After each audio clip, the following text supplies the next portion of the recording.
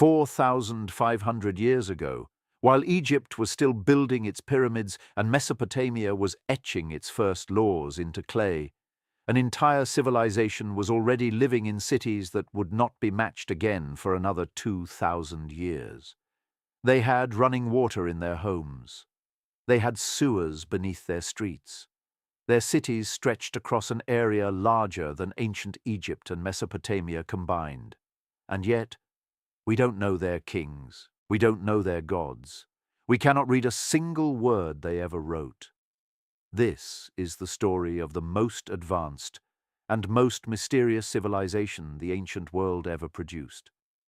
This is what the Indus Valley looked like, reconstructed 4,500 years ago.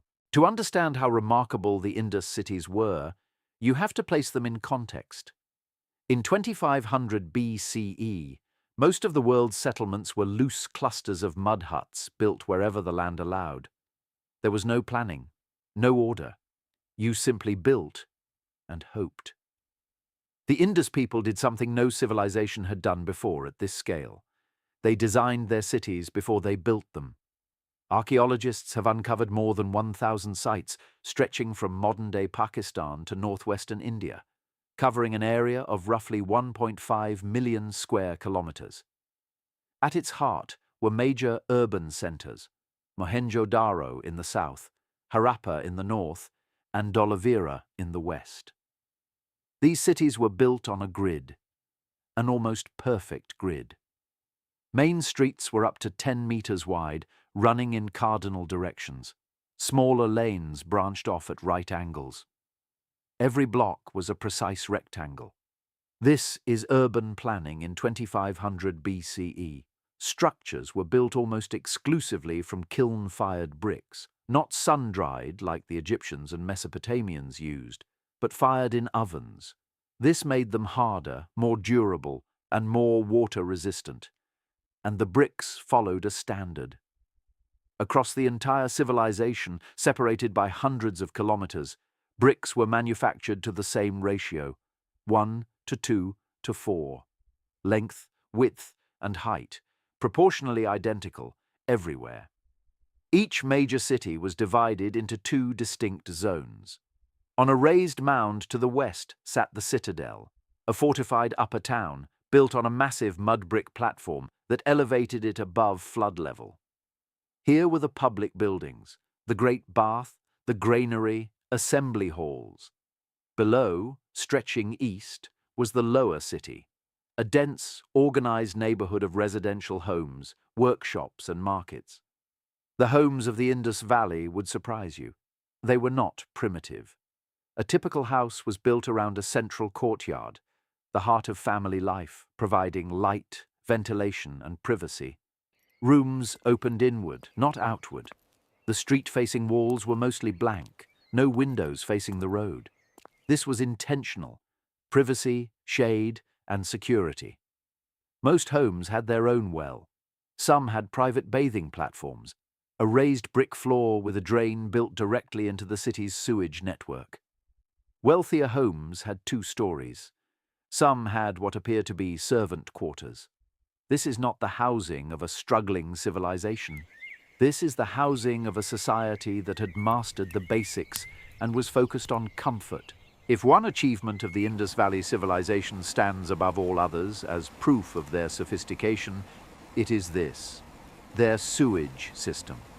At a time when the citizens of Mesopotamia were disposing of waste in open pits, and Egyptian laborers were relieving themselves in the desert sand, the residents of Mohenjo-daro had covered brick drains running beneath every major street, connected to individual homes, channeling waste away from the city. These were not simple ditches. They were engineered channels, built with corbelled brick roofs to allow maintenance. Workers could lift inspection covers and clear blockages. The drains sloped carefully to ensure flow. Soak pits were placed at intervals. In some areas, wastewater was directed to soakage jars buried in the earth, an early form of septic management. Historians have been clear: no civilization in the ancient world had anything comparable until the Romans, nearly 2,000 years later. At the center of the Citadel Mound in Mohenjo-daro stands one of the ancient world's most extraordinary structures, the Great Bath. It is 12 meters long, 7 meters wide, nearly 3 meters deep. The floor and walls are made of tightly fitted bricks, sealed with a layer of natural tar to make it completely watertight. Steps descend into the water from both ends. Changing rooms or private chambers were arranged along the sides. Water was fed in from a large well. Used water drained out through a massive corbelled drain nearly 2 meters high, tall enough for a person to walk through. What was it for? No one knows for certain. But the prevailing theory among scholars is that this was a ritual bathing space, a sacred pool used for purification ceremonies. It would not be the last such tradition on this subcontinent. The echo of the Great Bath can be heard in every temple tank and holy river Ghat in South Asia today. The Indus Valley was not a closed civilization. It was a trading empire. Archaeological evidence traces Indus goods thousands of kilometers from their origin. Carnelian beads from Gujarat have been found in the royal graves of Ur in modern Iraq.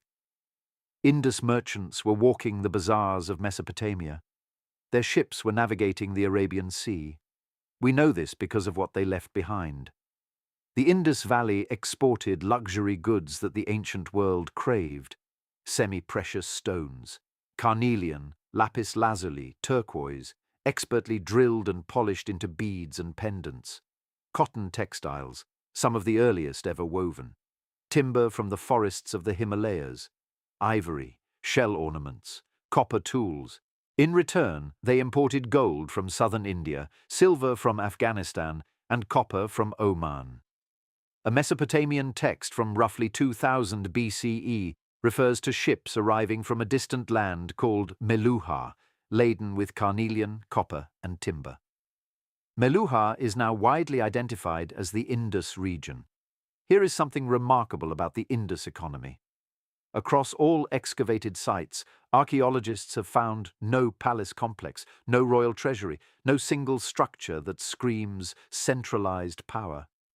There are no warrior kings buried with chariots and gold, no monuments to individual rulers, no proclamations of conquest.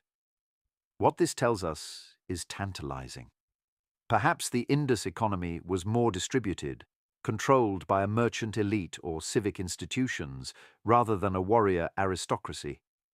It is a civilization that may have run on commerce and consensus, not conquest. Standardization is not a modern invention. It is an Indus Valley invention. Across every excavated site, separated by hundreds of kilometers, across centuries of occupation, the same standards appear over and over. The Indus system of weights was binary. Each unit was double the last. The smallest unit weighed approximately 0.86 grams. The weights themselves were small, polished cubes of chert, a hard, flint-like stone, astonishingly precise by any standard, ancient or modern. These weights were used in commerce, in taxation, in daily transactions. And because they were standardized across the civilization, a merchant from Mohenjo-daro could walk into a market in Harappa, 1,000 kilometers away, and know the scales would read the same. This is not tribal, this is institutional. They also used rulers, actual measuring rods. Ivory rulers found at Lothal and Mohenjo-daro are divided into precise increments of approximately 1.7 millimeters. The Indus inch, roughly 3.35 centimeters, appears in the proportions of their buildings. And they were accurate. Archaeologists measured the spacing of streets using these ancient rulers and found deviations of less than a millimeter over long distances.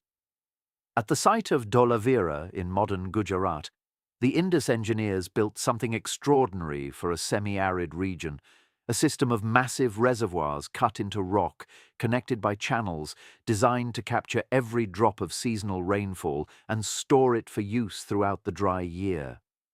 Some of the Dholavira reservoirs are 10 meters deep and larger than an Olympic swimming pool. There were at least 16 of them. This was water management at a civic scale, planned, engineered, and maintained. Evidence suggests these reservoirs kept the city alive for centuries. The Indus people were not just engineers, they were artists. Among the most celebrated objects ever found in human archaeology is a small bronze figurine, just 10 centimeters tall, discovered at Mohenjo-daro. She stands with one hand on her hip. Her head is tilted in an attitude of absolute confidence. She wears bangles up one arm. Her hair is swept back. She looks like she is about to move. She is believed to be between 4,000 and 5,000 years old, and she is the earliest known lost wax cast bronze sculpture in the world. Whoever she was, a dancer, a priestess, a servant, she is extraordinary. She is alive. Found at Mohenjo-daro, the so-called priest king is a carved, steatite bust, roughly 17 centimeters tall. He wears a robe decorated with trefoil patterns. The same trefoil appears in ancient Mesopotamia. His eyes are set with shell inlay. His expression is serene but absolute. He may be a ruler. He may be a priest. He may be a merchant. We do not know. But his poise suggests authority, someone accustomed to being obeyed. Indus potters were among the finest in the ancient world. Their wheel-thrown vessels are thin, symmetrical, and often painted with intricate geometric patterns, peacocks, fish, leaves, intersecting circles. The inks and slips they used have survived 4.5 millennia. Their jewellery was equally refined. Necklaces of alternating gold and carnelian beads, faience pendants with complex inlay, tiny terracotta figurines, animals, mother goddess forms, children's toys. Yes, toys, miniature carts with rotating wheels, a terracotta monkey that could slide down a string, a bull figurine with a nodding head. There were children here once who played. At the center of the Indus mystery is something that keeps archaeologists and linguists awake at night: their writing. The Indus script is one of the last great undeciphered writing systems on Earth. Over 4,000 inscriptions have been found on seals, copper tablets, pottery, and bone. The signs number somewhere between 400 and 600 distinct symbols. It has been studied by scholars from India, Finland, Russia, the United States, and countless other nations. Hundreds of decipherment proposals have been published. Supercomputers have applied statistical analysis to the symbol sequences. None have succeeded. Part of the problem is the inscriptions are short. Most contain only 4 to 5 signs. We have no bilingual key, no Rosetta Stone for the Indus world. What we can say is that the script appears to have been written right to left, that the symbol frequency and distribution patterns are consistent with a true writing system, not simply decorative symbols, and that it was used consistently across a vast geographic area for hundreds of years. There is a civilization locked inside those signs. We are still waiting for the key. The cities have been excavated, but who were the people inside them? Tantalizingly, the Indus civilization appears to have been more egalitarian than most of its contemporaries. There is no evidence of monumental royal graves. The largest houses are not dramatically larger than the smallest. There is no obvious warrior caste, no depictions of armies, battles, or conquest in Indus art. Weapons exist, but they are minimal. This has led some scholars to suggest the Indus cities were governed not by kings and priests, but by a more distributed civic authority, perhaps merchant guilds, councils of elders, or ritual leaders whose power was expressed through trade and infrastructure rather than military dominance. If so, it would be one of the earliest experiments in civic governance ever recorded. The Indus diet was varied and rich by ancient standards. Farmers grew wheat, barley, lentils, peas, sesame, and cotton, some of the earliest cotton cultivation in the world. They raised cattle, sheep, goats, and water buffalo. They fished the rivers. Evidence suggests they also ate rice, dates, and a range of spices. They brewed beverages, possibly fermented grain drinks, and likely had a rich tradition of communal eating, given the remains of large hearths found in what may have been public spaces. Around 1900 BCE, something began to go wrong. It was not sudden. There was no conquering army, no volcanic eruption, no single day of reckoning. The decline of the Indus Valley Civilization was slow, almost gradual, stretching over 2 to 3 centuries. But it was total. By 1300 BCE, the great cities were abandoned. Mohenjo-daro, Harappa, Dholavira, empty. The drains silted over, the wells ran dry. The standardized bricks were scavenged by later settlers and used again in new, far simpler structures. The script stopped being used. The seal makers stopped carving. The long-distance trade routes went quiet. Archaeologists and climate scientists have assembled a compelling picture of what happened. First, the rivers changed. The Ghaggar-Hakra river system, once a mighty Himalayan river, possibly the Saraswati of ancient texts, which watered thousands of Indus settlements, began to dry. Tectonic activity and glacial retreat may have diverted its headwaters. Without the river, cities that depended on it began to fail. Second, the monsoon weakened. Climate data extracted from cave formations and lake sediments across South Asia shows a prolonged weakening of the South Asian monsoon beginning around 2200 BCE. Rainfall declined. Agriculture became harder. Droughts became more frequent. Third, some scholars point to a disease event. Skeletal remains from the final occupation layers of Mohenjo-daro show signs of unburied bodies, possibly indicating a rapid depopulation event in the city's last phase. But here is something crucial that is often misunderstood. The Indus people did not vanish. They migrated. Evidence of Indus material culture, pottery styles, craft traditions, religious practices spreads eastward and southward as the great cities empty. The people dissolved into the subcontinent's interior, taking their knowledge and their traditions with them. Many scholars now believe that the Dravidian languages of southern India may preserve linguistic traces of the Indus world, that the ritual bathing traditions of Hinduism echo the Great Bath, that the reverence for cattle, the worship of the peepal tree, the form of certain yogic postures on Indus seals, all of these are threads connecting the ancient cities to living South Asian culture today. The Indus Valley Civilization did not end. It transformed.